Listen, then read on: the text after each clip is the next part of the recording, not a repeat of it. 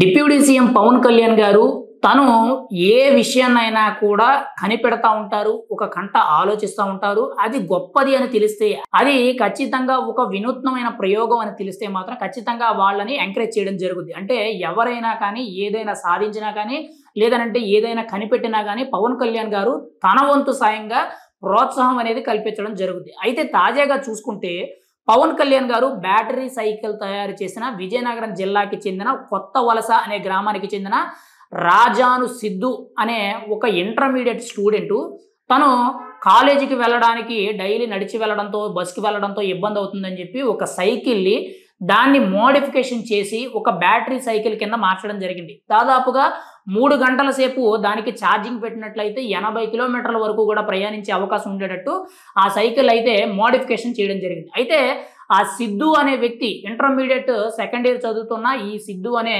ఒక స్టూడెంటు తను చేసిన వినూత్నమైన ప్రయోగం అనేది సోషల్ మీడియాలో వీడియో వైరల్ అవ్వడంతో అది పవన్ కళ్యాణ్ గారి కంటపడ్డది. అయితే డిప్యూటీ సీఎం గారు పవన్ కళ్యాణ్ గారు నిన్న ఆ సిద్ధు అనే విజయనగరం జిల్లాకు చెందిన ఆ ఇంటర్మీడియట్ స్టూడెంట్ని ఏకంగా జనసేన పార్టీ కేంద్ర కార్యాలయానికి పిలిపించుకుని ఆ సైకిల్ని పవన్ కళ్యాణ్ గారు స్వయంగా నడపడం జరిగింది. వెనకాల ఆ సిద్ధు అనే వ్యక్తిని కూర్చోబెట్టుకోవడం జరిగింది. ఆ సైకిల్ని పూర్తిగా కూడా చూసి అభినందించడం జరిగింది. దాంతోపాటు ఇంకా ఇలాంటి వినూత్నమైన కార్యక్రమాల్లో నువ్వు ఇంకా బాగా నేర్పరితనంతో పరిజ్ఞానం పెంచుకుంటూ ఇంకా కొత్త కొత్త వినూత్నమైన కార్యక్రమాలు ట్రై చేయాలని చెప్పి పవన్ కళ్యాణ్ గారు ప్రోత్సాహం అయితే ఇవ్వడం జరిగింది.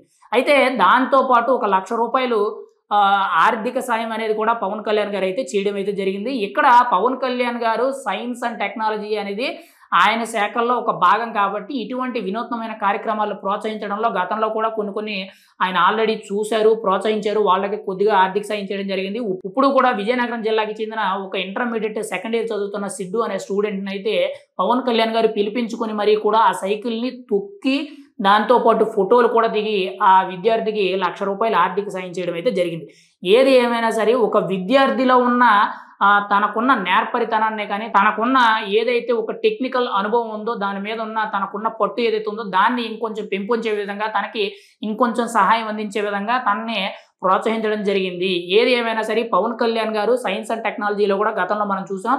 చాలా స్కూళ్ళల్లో కూడా కొన్ని ప్రయోగాత్మకమైన కొన్ని పరికరాలు తయారు చేయడం కానీ, కొన్ని సైన్స్కి సంబంధించిన ఏవైతే కొన్ని ఇన్స్పెక్షన్స్ ఏవైతే జరుగుతాయో వాటిల్లో పాల్గొనడం జరిగింది. విద్యార్థులతో కలిసి ఆయన కూడా వాటి గురించి పూర్తిగా తెలుసుకోవడం అయితే జరిగింది. ఏది ఏమైనా సరే ఉప ముఖ్యమంత్రి పవన్ కళ్యాణ్ గారు ఒక వ్యక్తిని ప్రోత్సహించడంలో ముందుంటారని మనం అయితే చెప్పుకోవచ్చు.